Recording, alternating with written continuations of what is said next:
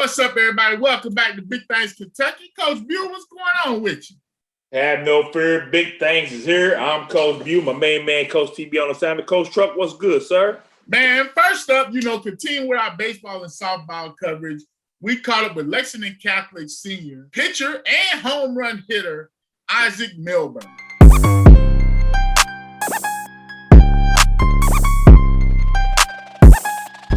What's up with you, Isaac? Nothing much. How are y'all? Okay, as the first thing I want to jump into, man, you have a brand new coach, and Coach Borntrager. Coach Borntrager actually was there last year, but it was a COVID season. He replaced Coach Brooks from 2019. So how's it been learning a whole new coaching staff and everything? How's that been for you all? It's actually been a really big step in learning for me, actually, because with COVID and all that stuff, it actually like helped me learn to develop like more work ethic and and especially with the new coaches. I didn't really know them that well, so I gotta in college you meet new coaches, you gotta do all that stuff. It's a big step, so it actually helped me out, and I think it helped our team out too, because I miss the other coaches obviously, but it was a good learning thing for us. All right, man. So your sophomore year, you guys had a great season. You lost to the eventual state champions, Taste Creek, in the districts in the semifinals. Man, I mean, then you were looking to have a promising year that next season, and boom, COVID hit, man. Just kind of tell us how you felt about that. The whole team was down, especially for the seniors. The seniors that were, we had a lot of guys that were actually going to play college, and we were looking really good. We were ranked top 10 in the state, I think, and now we have a guy that's starting for EKU right now. His name's Santiago Peralta.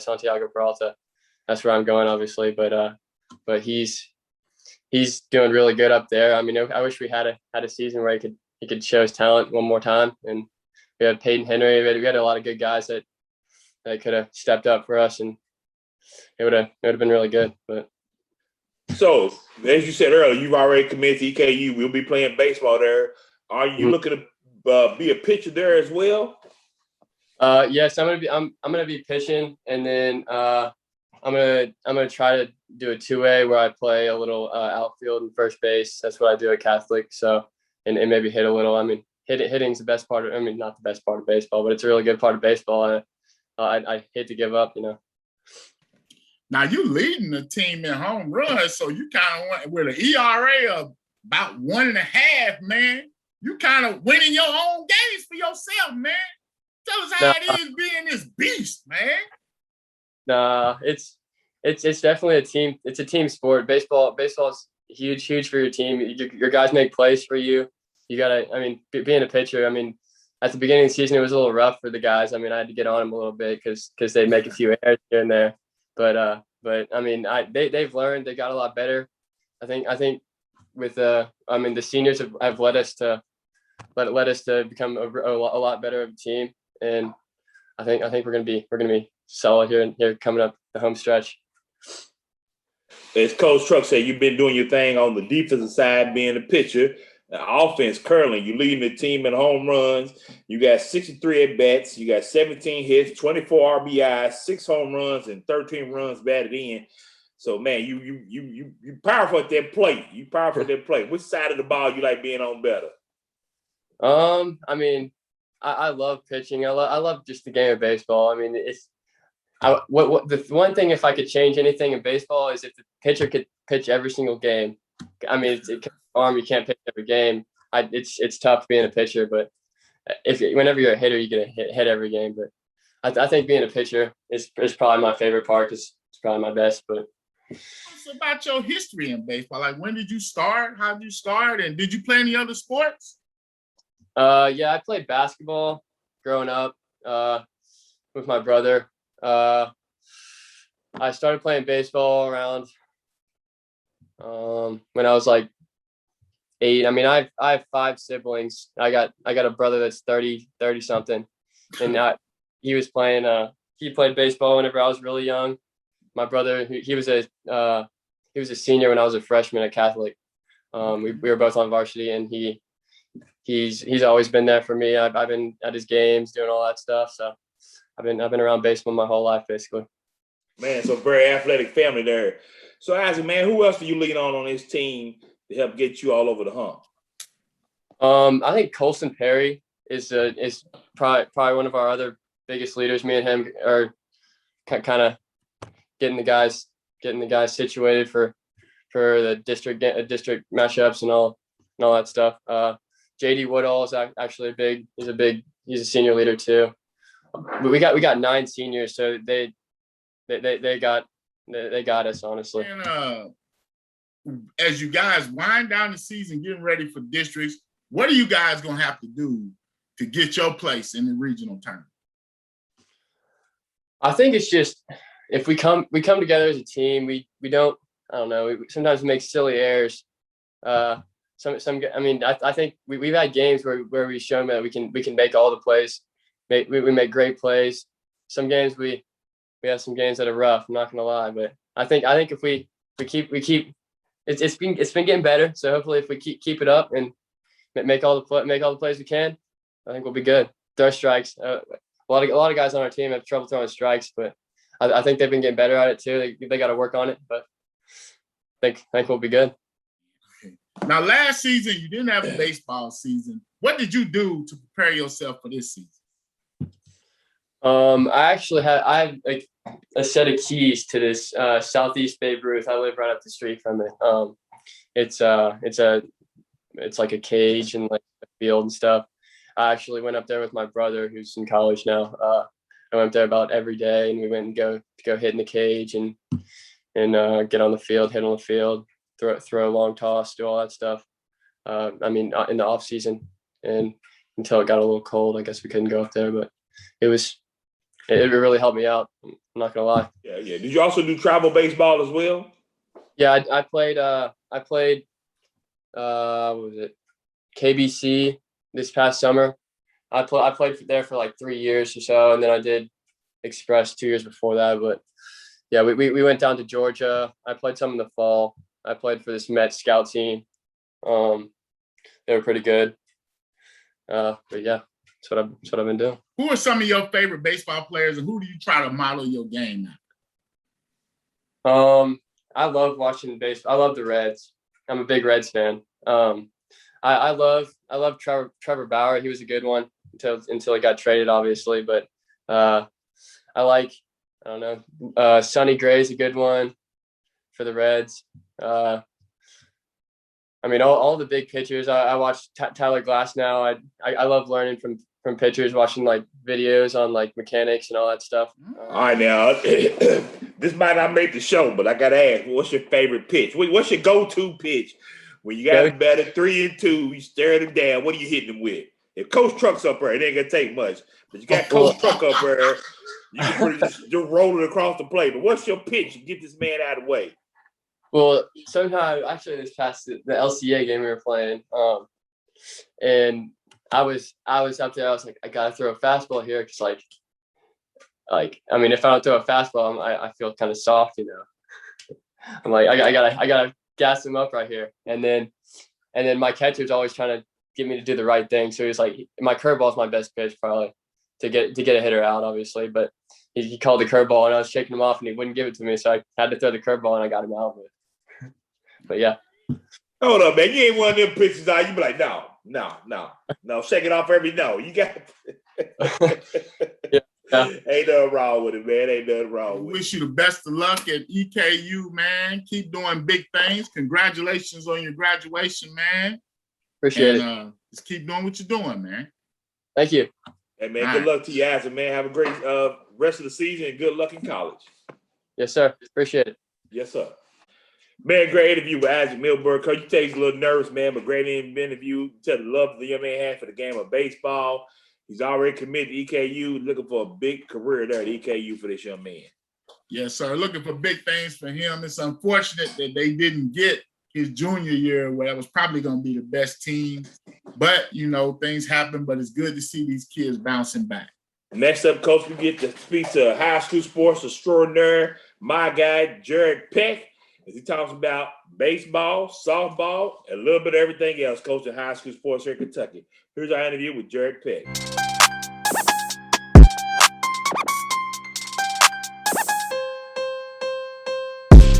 Jared Peck, thanks for joining us today as we wrap up baseball and get into a few other things, so we let you go. Jared, how's it going? It's going well. Glad to be with you guys.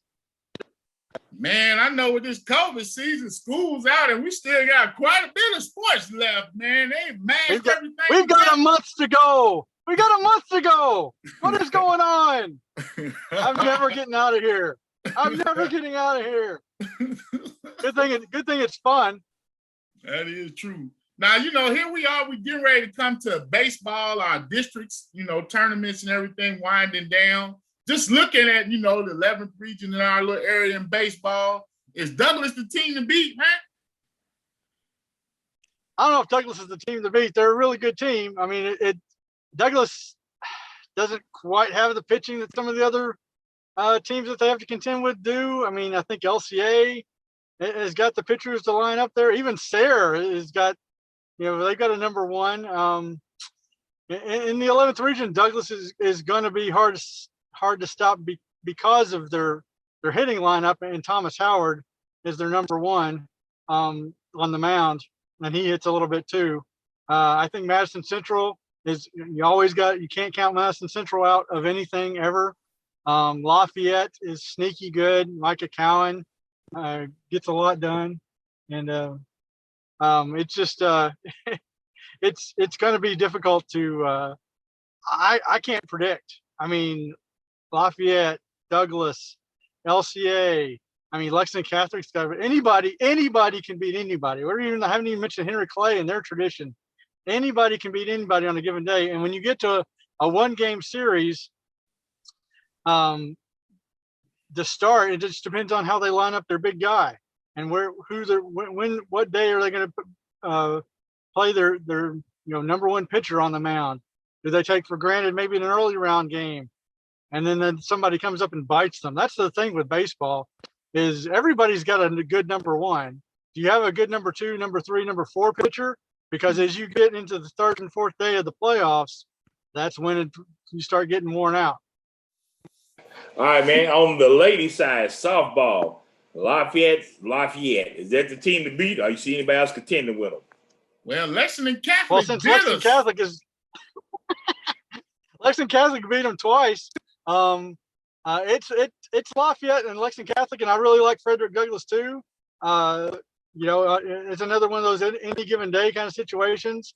I mean, Lex Cath and Lafayette seem to be the class of the field because they can throw two pitchers out there. And in softball, you only really need one good pitcher because you can just throw the same softball pitcher out there all day. Their arms never seem to fall off because they're throwing underhanded, and it's just a different deal. So you can throw your number one softball pitcher out there every day of the week as long as she can sustain it. So, yeah. I mean, Lafayette can really hit. They're one of the top hitting teams, but Lex Cath has had their number in the regular season. That's going to be, because I would imagine they're both going to the regional, and I don't know who can stick with them in the 11th region. They're just really, really good. You see my story on Keisha Parks? Did you see that story? Frank Parks' niece is playing softball. She tore her one ACL as an 8th grader and the other ACL as a 9th grader. She's committed to Western Kentucky. She's a senior this year. Her dad, Frank Parks' brother, T. Parks, has got her out in the backyard. He's throwing pinto beans at her. Yeah, put that in here. Yeah, let's go talk about that, dude. It's pinto beans. Yeah. Yeah, it's a thing. You can look it up on YouTube, but it gets their eye coordination with the bat going pretty good.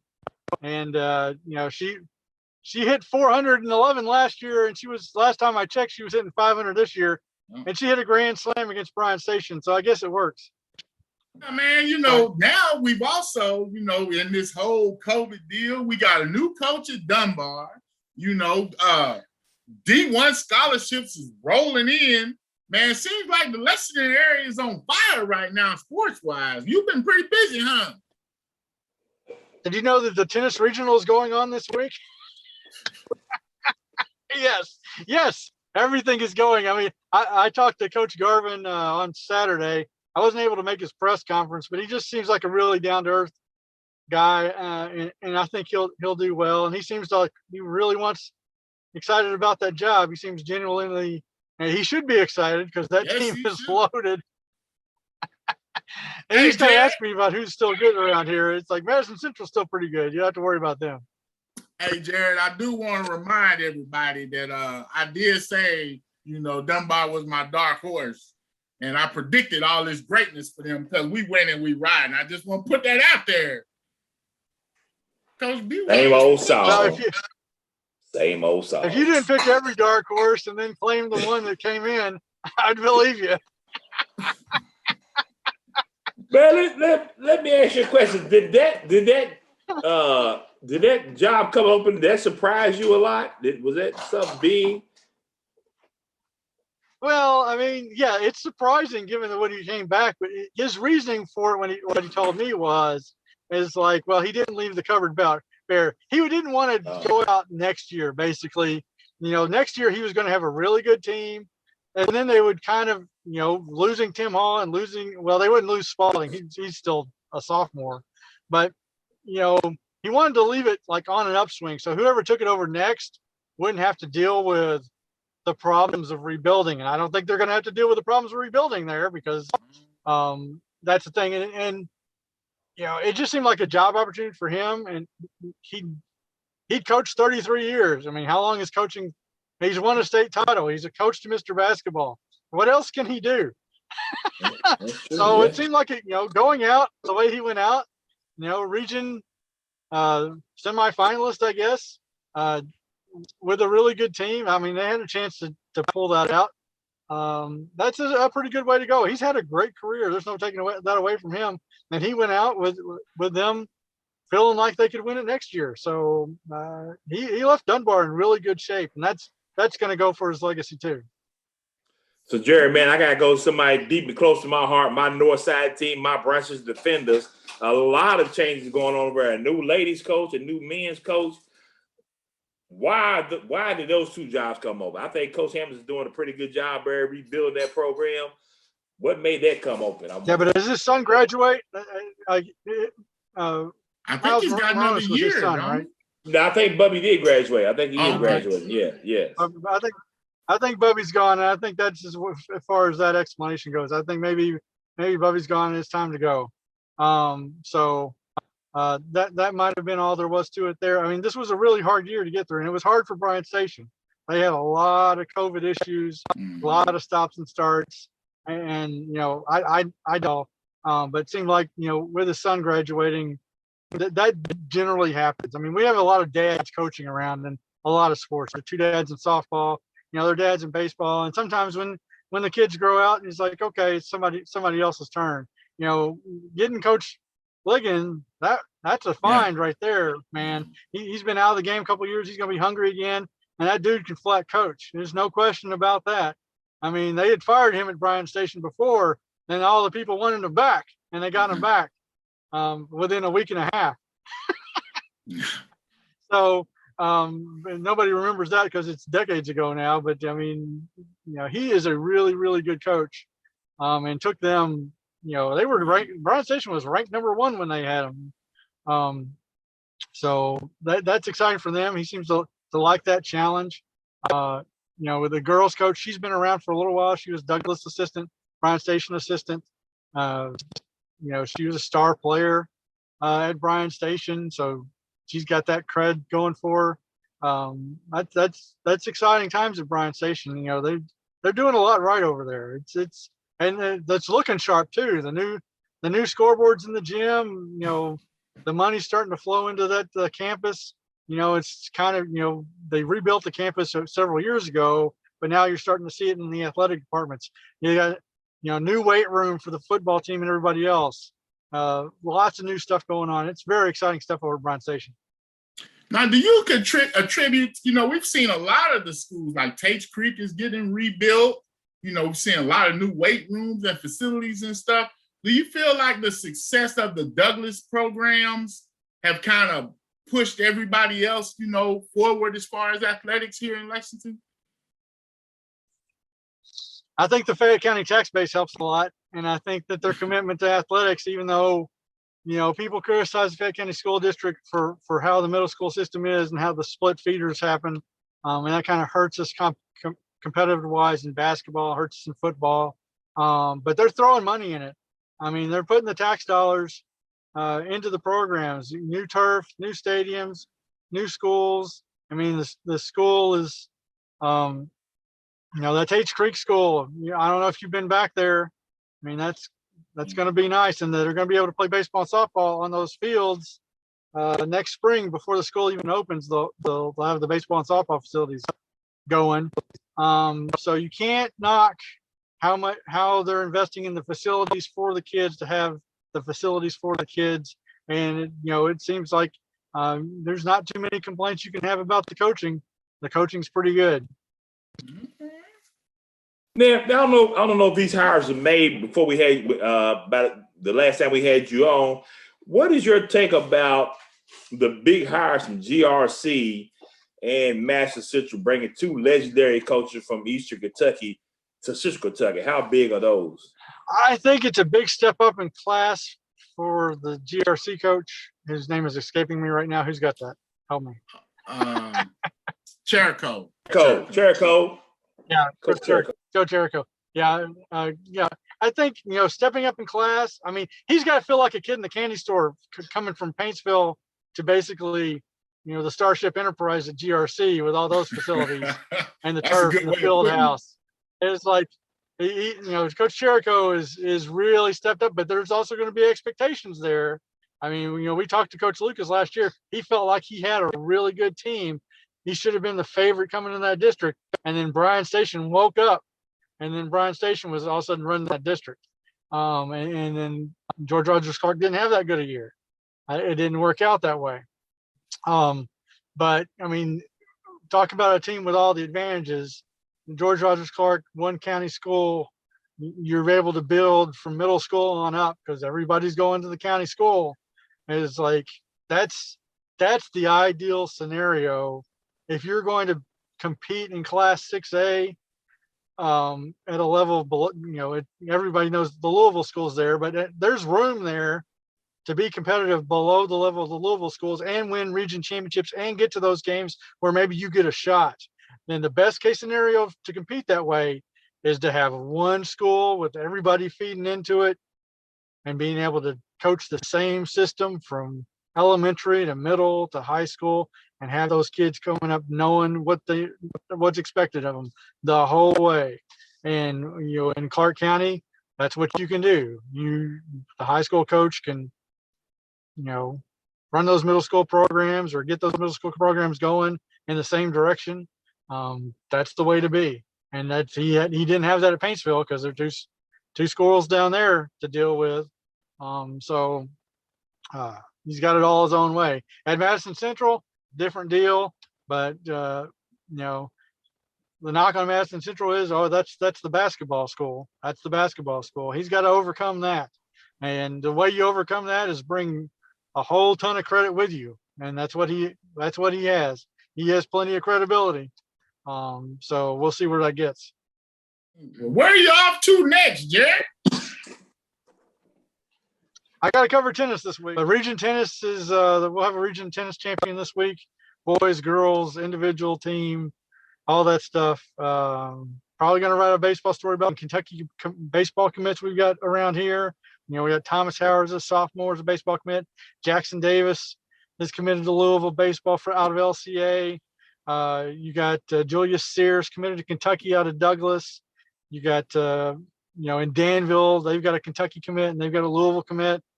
The Division I, Madison Central's got I think I got a Louisville guy. So the baseball, people talk about this being a basketball state. This is a baseball state too. It's a baseball state big time. The number of Division I players playing baseball recruits, it probably way outnumbers the basketball D1 recruits. Way, far and away. And that's exciting. Man, I appreciate you coming on. Yeah. You always bring the thunder, man. Always a lifesaver, a bunch of knowledge, man. I tell you what, if you get a chance, please follow this man on Twitter, on Facebook. His man's everywhere. He doesn't miss an event. He'll end up in Salvasa, Kentucky in 1 hour. Next minute he's in Moorhead. So the man's all over the place and covers high school sports like no other individual. Jared Peck, man, my hat's off to you. Thank you, sir. Thank you for having me, guys. It's always fun. Man, you know, my man Jared always brings the heat. Love talking with him, catching up.